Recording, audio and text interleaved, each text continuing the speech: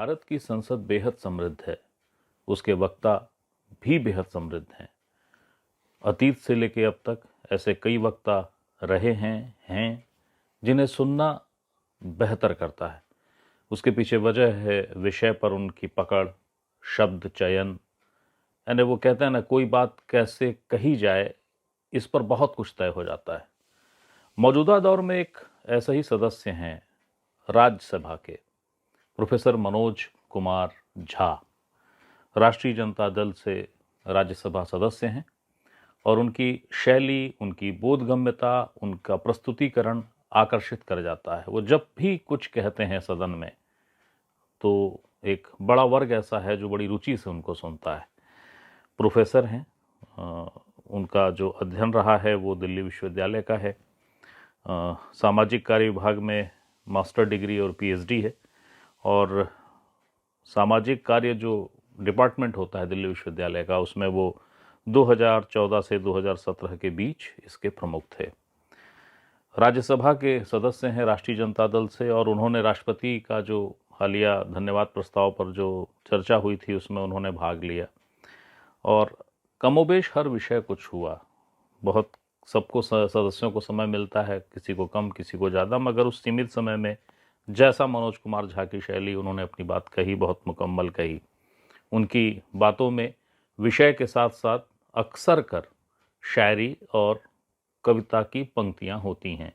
मसलन जो इस बार उन्होंने कहा, अपने भाषण का जो अंत उन्होंने किया वो इन पंक्तियों से किया था, जिसमें ये पंक्तियां थी कि यदि तुम्हारे घर के कमरे में आग लगी हो तो क्या तुम दूसरे कमरे में सो सकते हो? यदि तुम्हारे घर के एक कमरे में लाशें सड़ रही हों तो क्या तुम दूसरे कमरे में प्रार्थना कर सकते हो? यदि तुम्हारा जवाब हाँ है तो मुझे कुछ नहीं कहना है। इन पंक्तियों के साथ प्रोफेसर मनोज कुमार झा ने अपनी बात समाप्त कर दी।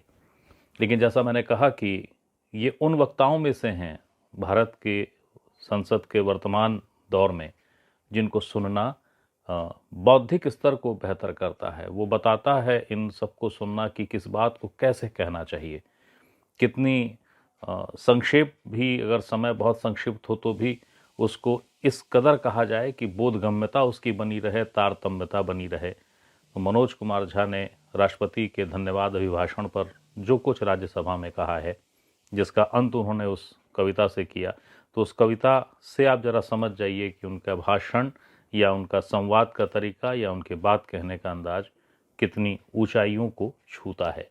जो भी उन्होंने कहा है वो भाषण आगे है, देखिए उसको। माननीय मानस रंजन जी, माननीय श्री मनोज कुमार झा जी। शुक्रिया उपसभापति महोदय, बहुत बहुत धन्यवाद आपका।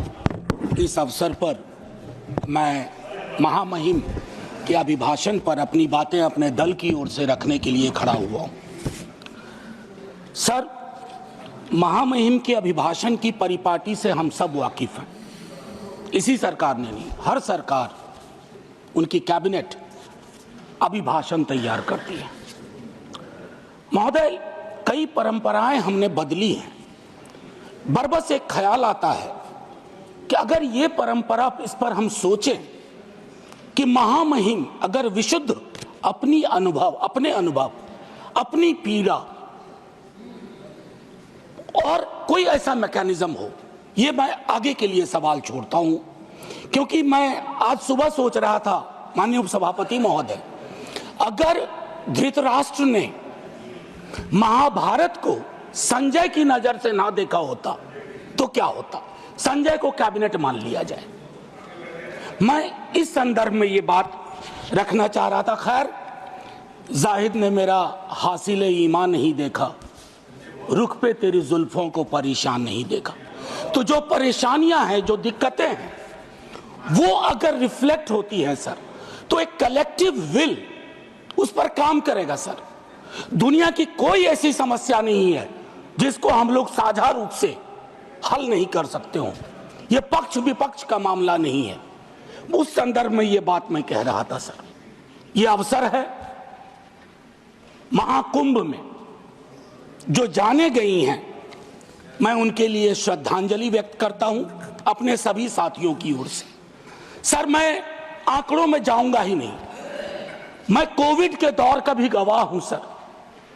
कितनी लाशें अनअटेंडेड चली गई सर। अति साधारण लोग हैं ये।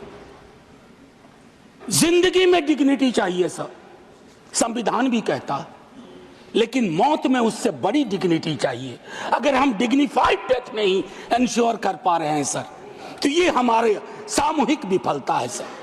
क्या आंकड़े की बात करूं? मैं जानता हूं मुझे फोन आते हैं, आपको भी आते होंगे कि फलनवा वो गया है, कोई खबर नहीं लग रही है, फोन नहीं लग रहा है। वो व्यग्रता, वो चिंता सर तब बढ़ जाती है ना जब 17 घंटे तक कोई आधिकारिक पुष्टि नहीं होती है, तो अफवाह फैलती है सर, और अफवाह फर्दर स्टैम्पीड को जन्म देती है। 2-3 जगह हो जाते हैं। और मैं क्या कहूं सर, मैं सोच रहा था कल जब बातचीत शुरू हुई, खड़गे साहब बोल रहे थे, बाकी लोग, मैं सोचा कि इतनी देर में नेहरू जी नहीं आए, तो नेहरू जी भी आ गए। 54 के कुंभ का जिक्र हुआ संभवतः कि इतने लोग मारे गए थे सर। ये लाशों के आंकड़े पे तेरा वाला मेरा वाला, ये लोग कितने चोटिल होते होंगे समझिए सर। मैं आपके माध्यम से ये कहना चाहता हूं। और एक और चीज सर, इसके लिए भी मैंने, माननीय नड्डा साहब थे उस दिन ऑल पार्टी मीटिंग में, प्रहलाद जी भी थे, मैंने एक बात कही थी सर, इस देश में धर्मांधता और धार्मिकता का फर्क मिटता जा रहा है। धार्मिक देश है हम, हजारों साल से धर्मांधता नई चीज है। डेली देखो, हर घंटे कोई बाबा आ रहे हैं, उनसे भिड़ने के लिए किसी मौलाना को भिड़ा दिया, वो ग्रह नक्षत्र देख के बता रहे हैं कभी नहीं नहाया तो कोई पाप नहीं धुलेगा। सर, ये परिपाटी संविधान के दृष्टिकोण से भी बंद होनी चाहिए। और ये जो प्रोडक्शन फैक्ट्री रिलीजियस बाबाओं की आ गई है सर, इसके उत्पादन पर भी रोक लगनी चाहिए। सर, दिक्कत क्या है? प्लीज बैठकर सर, बैठकर बात नहीं, आप आपस में बैठकर बात नहीं प्लीज। सर, मैंने उसके कहा था कि हर धर्म के अंदर इस तरह के सुपरस्टिशन जन्म हो रहे हैं। और मैं एक और बात कहता हूं सर, ईश्वर को क्यों ठग रहे हैं? वीवीआईपी दर्शन, ईश्वर के समक्ष भी ये बात होगी कि एक जनसाधारण का दर्शन, एक वीवीआईपी दर्शन। सर, ये संविधान सबसे मजबूत चीज है। पॉलिटिकल पार्टीज कलेक्टिव विल है, कोई भी वीवीआईपी दर्शन किसी मंदिर में, किसी दरगाह में नहीं होगा कभी। प्लीज आप बैठ जाइए सर। मैं सिर्फ इतना कहना चाहता हूं सर कि माननीय महामहिम ने एक बात रखी कि सरकार के निर्णयों से गरीब, मध्यम वर्ग, युवा, महिलाओं, किसानों को सर्वोच्च प्राथमिकता मिलती है। सर, अगर ये सच होता तो मैं ये सवाल नहीं उठाता।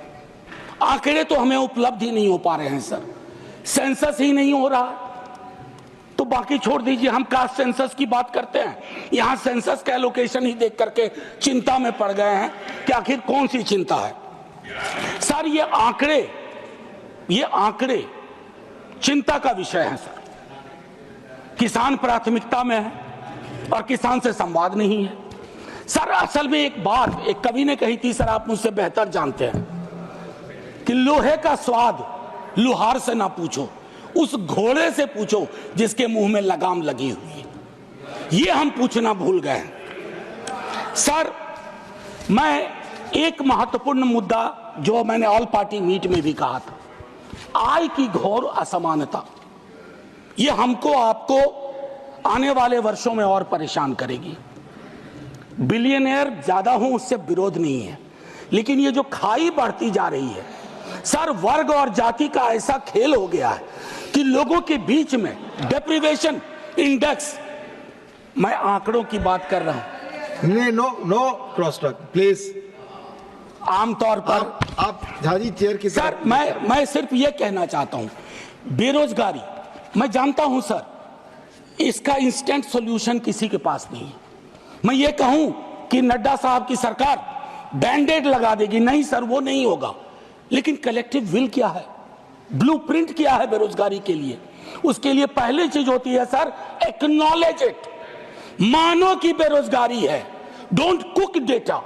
डेटा कुकिंग करेंगे, इतने को ऐसे रोजगार मिल गया, इतने वहां कुछ तल रहा है, इससे फर्क नहीं पड़ता सर। हर 3 युवा में 2 बेरोजगार है। और नतीजे में देखिए सर, एक हमारे यहां संस्था है बिहार में जो परीक्षाएं कंडक्ट करती हैं उच्च पदों की। सर उसका करिकुलम वाइटे कहता है कि बीते कुछ वर्षों में कोई भी परीक्षा बिना रिगिंग के नहीं हुई है। और अगर आप वहां जाकर के न्याय मांगो तो आप पे लाठी चार्ज होता है। तो युवाओं का कौन सा देश हम दे रहे हैं सर? एक ऐसा देश जिसमें वो अपनी मांगों के लिए सड़कों पे ना आए, और लेजिटिमेट मांग सर, कोई गलत मांग नहीं। सर मेरे रेलवे मिनिस्टर साहब के रेफरेंस से बहुत सारी ट्रेनों का जिक्र किया, वंदे भारत, अमृत भारत, नमो भारत। मुझे कोई गुरेज नहीं। नीरज भाई ने कल अच्छी एक बात कही थी, हम और नीरज भाई वैशाली एक्सप्रेस में एक बार मिले थे। ये बस्ती से चढ़े थे संभवतः, मैं सहरसा से था। सर मैं चाहूंगा कि वो जो पुरानी एक्सप्रेस और पैसेंजर ट्रेन्स हैं जो इस देश के 88-90% कैरेज को ले जाती है, लोगों को ले जाती है, उनकी क्या हालत, उनकी हालत अगर देख लें। और मैं तो कहूंगा माननीय रेल मंत्री जी से आपके माध्यम से औचक निरीक्षण करें, लेकिन भेष बदल के, मुरेठा उरेठा बांध लें, दाढ़ी बढ़ा लें, ताकि लगे नहीं कि ये वही व्यक्ति हैं। और फिर देखें कि अद्यतन स्थिति क्या है सर।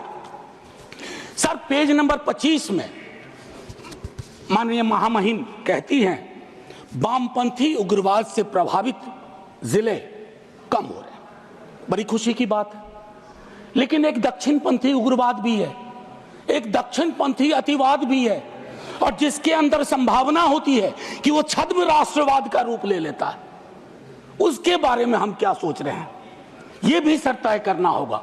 अन्यथा संविधान के मूल्य, ये सारी चीजें खारिज हो जाएंगी।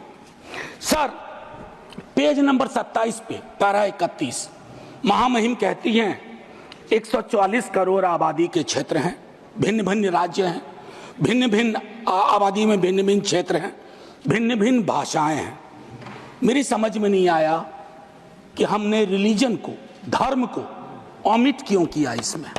हम भिन्न भिन्न धर्म के भी देश हैं, और ये हिंदुस्तान की खूबसूरती है, भारतवर्ष की खूबसूरती है कि दुनिया का कोई ऐसा धर्म नहीं है जो हमारे यहाँ ना हो, और पारस्परिक मेल जोल का एक लंबा इतिहास रहा है। हम दुनिया को सीख दे सकते हैं, हम दुनिया को सीख दे सकते हैं कि let's learn from pluralism from us, peaceful coexistence. हालांकि हाल के दिनों में हमने वो लर्निंग का जो मॉड्यूल है उसको खराब कर दिया है। सर हाल के दिनों में एक और चिंता का विषय रहा था जो मैं आपको कहूं। इससे पहले कि मैं एक बात कहूं, सर मैं हिंदू हूं, लेकिन मैं चाहूंगा कि मेरे धर्म में, बाकी धर्म के लिए भी अपील करूंगा, लेकिन अपने धर्म में भी फर्क आए चीजों को देखने में। सर ये किताब है, अगर आप कहेंगे तो मैं गिफ्ट करूंगा नड्डा साहब को। Thank you Gandhi. ये कृष्ण कुमार जी ने लिखी है, मेरे सीनियर थे, शिक्षक भी थे दिल्ली विश्वविद्यालय में, एनसीईआरटी के चेयरमैन रहे, अभी रिटायर्ड लाइफ जी रहे हैं। उनका एक दोस्त था मुन्ना, ब्यूरोक्रेट था मध्य प्रदेश का। He died an unfortunate death during Covid. उसकी डायरी के पन्नों से यह किताब बनी है। कृष्ण कुमार जी ने यह किताब ली। क्या कहते हैं सर पता है, कलेक्टिव गिल्ट का एक्सप्रेशन हमारे धर्म में कम रहा। औरतों के साथ क्या क्या नहीं हुआ, कलेक्टिव गिल्ट नहीं। जातियों में देखिए किस तरह का व्यवहार रहा, कलेक्टिव गिल्ट नहीं। गांधी की हत्या के बाद कलेक्टिव गिल्ट का अभाव रहा। उस संदर्भ में यह किताब है। मैं ऐसे ही नहीं कह रहा हूं, मैं गिफ्ट करूंगा लिख करके माननीय नेता सदन को। सर बड़ा गडमड हो रहा है। अगर देखें महामहिम के भाषण में, अभी हाल के दिनों में चर्चा हुई कि स्टेट, सर पॉलिटिकल लाइफ में विरोध करना तो इनकी नीतियों का शुरू किया था विद्यार्थी के रूप में। तो हम कहते थे Indian state oppressive state, Indian state down down, लेकिन हम फर्क जानते थे राज्य और राष्ट्र का। हाल के दिनों में एक बयान आया नेता प्रतिपक्ष का, उसके बाद शुरू हो गया कि राष्ट्र को कहा नहीं भाई।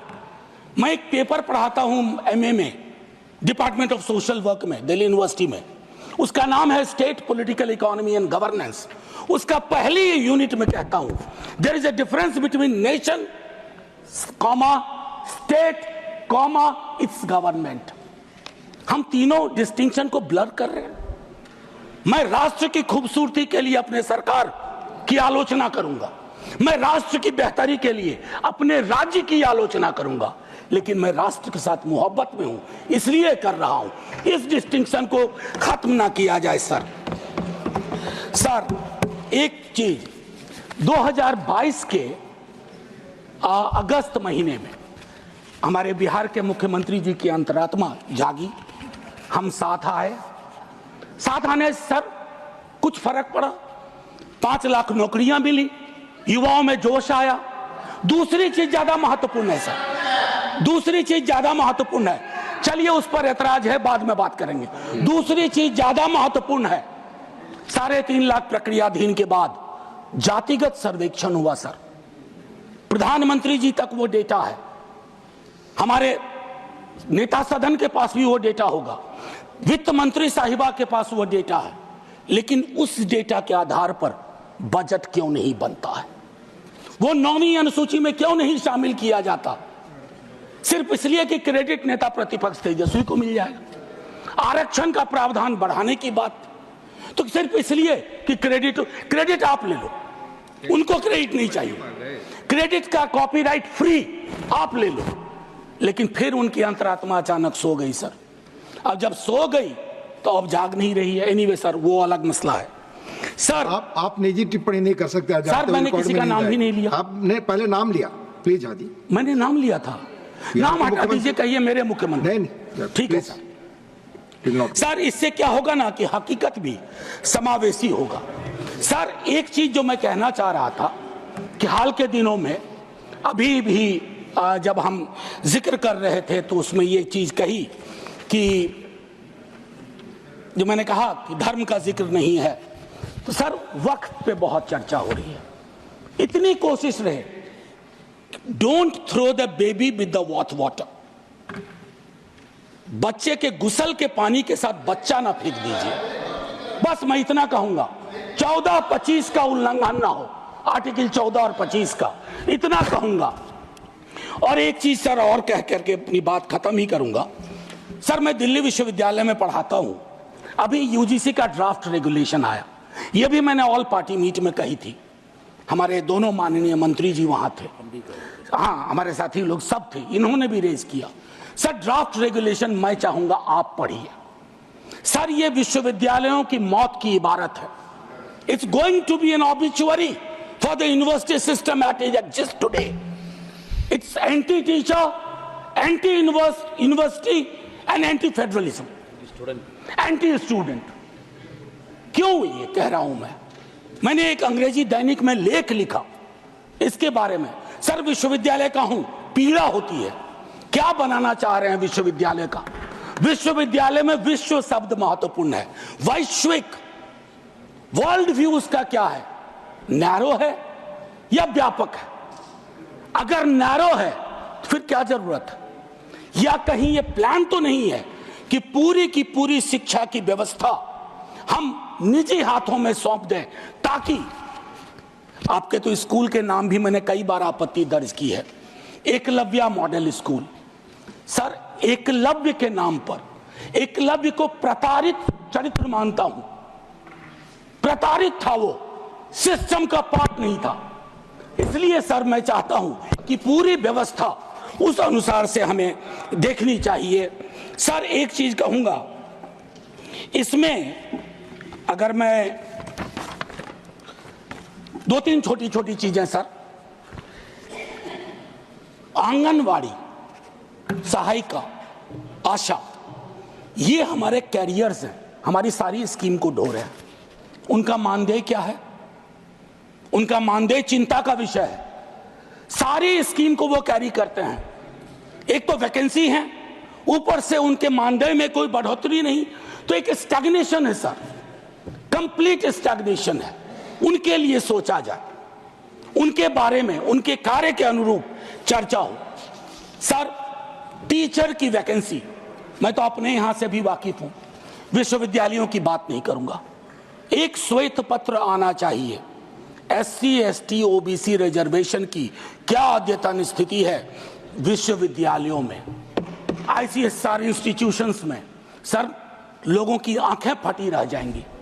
मैं बता रहा हूं, कोविड में जब मैंने बात की थी, जो आज मैंने कुंभ वाली बात की, बीजेपी के दोस्तों ने आके कहा somebody had to speak। Sir, हम पार्टी अलग अलग हो, धारा तो एक है सर। लोग उनसे भी तो कहते होंगे कि हमारा रिप्रेजेंटेशन क्या हो रहा है, हमारे बारे में क्यों नहीं बोलते हो।